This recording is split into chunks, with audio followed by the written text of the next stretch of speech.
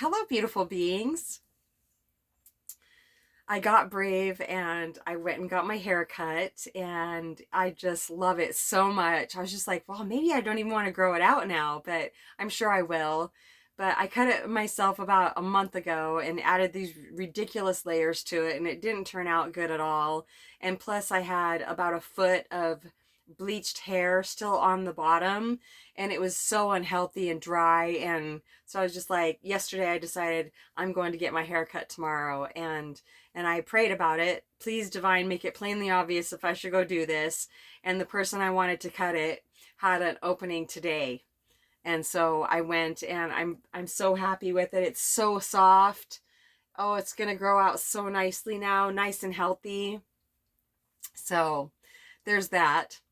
And I was thinking about the money that I spent on it, and it wasn't that much, but I try to be really good with my money, because that's definitely a way to cut down on any financial fear, is having money in the bank in case I need it.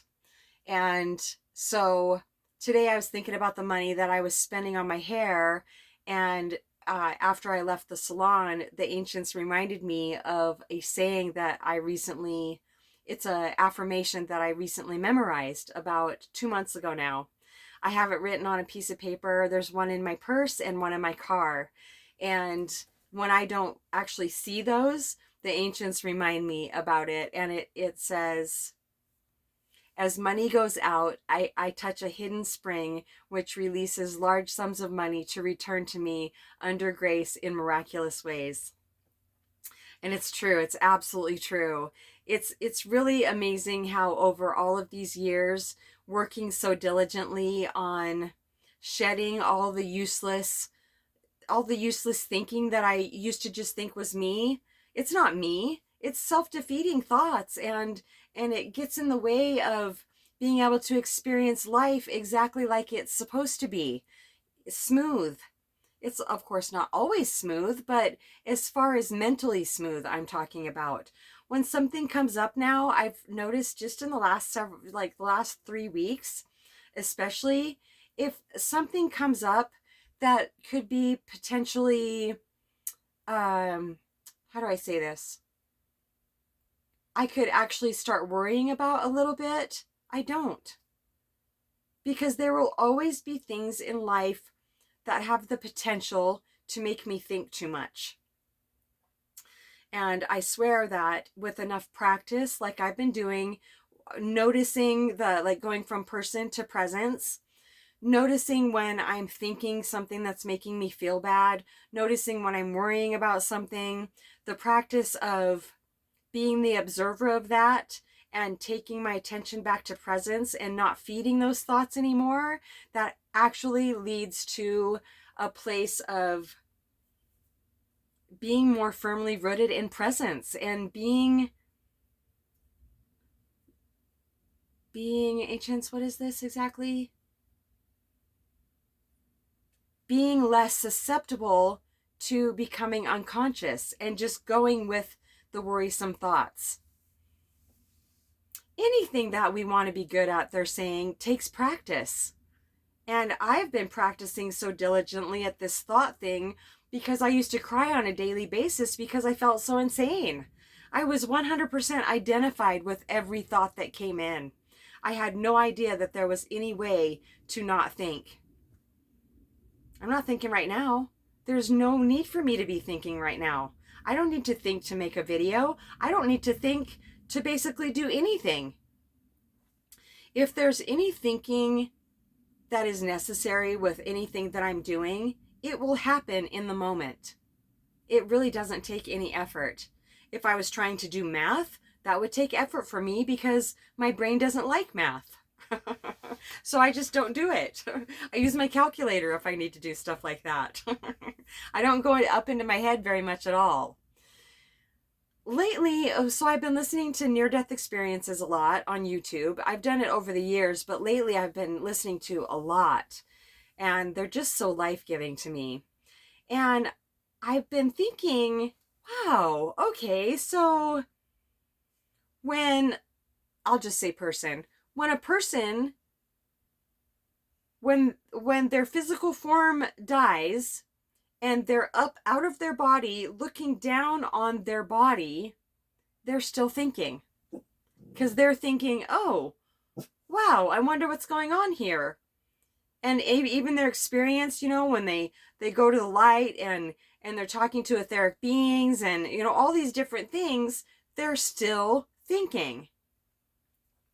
So somebody said the other day that the thinking that they do on the other side is with the mind, and the thinking we do here in this physical form is with the brain. I was just like, wow, that makes so much sense to me, even though I can't really expound on it. It's like the rock in the pond. Since I had that realization the other day, it's just expanding in me, and I'm seeing it more and more clearly. Because I can't find my mind right now. I can find my brain. I know exactly where my brain is, but I can't find my mind. Or even I can see thoughts come in, but I don't see where they're coming in from. And I believe that that's because the mind is in presence. Everything beautiful, all the solutions, anything I've ever wanted comes from presence. And that's my that's my natural state of being. And that requires no thinking. So affirmations are very important to me because when I keep saying them, it intercepts and reconditions my brain from lifetimes and lifetimes and lifetimes of conditioned beliefs, and mainly fear-based beliefs.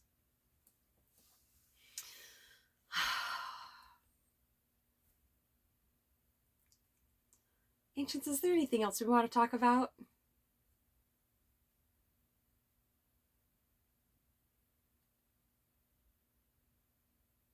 If you cry every day and you hold your head because you can't stop thinking, we would love to talk to you about that.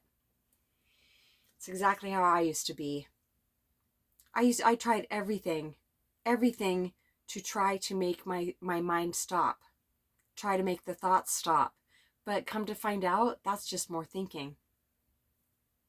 The only way the mind can be quiet is to access presence. They're saying that holding satsang, even if a person hasn't accessed presence yet, our conversation together, when I'm talking to somebody and they're telling me about what's bothering them, I can feel how jam-packed they are up into their head. And then the longer we talk, I can feel them coming more and more down into their body. And that right there, that practice from going from person to presence back into the body, that enables a person to access presence. And after a while, sometimes it's sudden, like it was with me when I had my awakening experience with Muji. It was sudden and profound. My whole psychological mind, all thinking ceased. I seriously felt like it just all collapsed and it was silent. And so then since that day, I've been going through the ascension process. I believe it started before that, the ascension process did, but specifically since that day, May 6th, 2013, I have been going from person to presence and reconditioning myself to just be presence and in presence and in my natural state of being, which is where my mind is now. Yeah. So if you want to hold satsang with me, I say us a lot of the times because the ancients are always with me. And when I'm holding satsang with somebody, you don't even have to ask them a specific question. When we're talking And when I'm talking to somebody and they're really wanting change in their life, the ancients automatically come in, and I will be saying to you, the ancients are saying, and I mean, just the resonance bumps that the person I'm talking to and myself get. People call them goosebumps, but I asked the ancients quite some time ago, what are these bumps that we get that people call goosebumps? And they say that they're resonance bumps or they're truth bumps. There are some bumps that I get just on the right upper arm when I'm interacting with somebody and I feel anger or frustration coming from them towards me. Then that happens. And it's I got a visual. It took about a little over 2 years to get an answer. So why does it happen? It feels like a warning.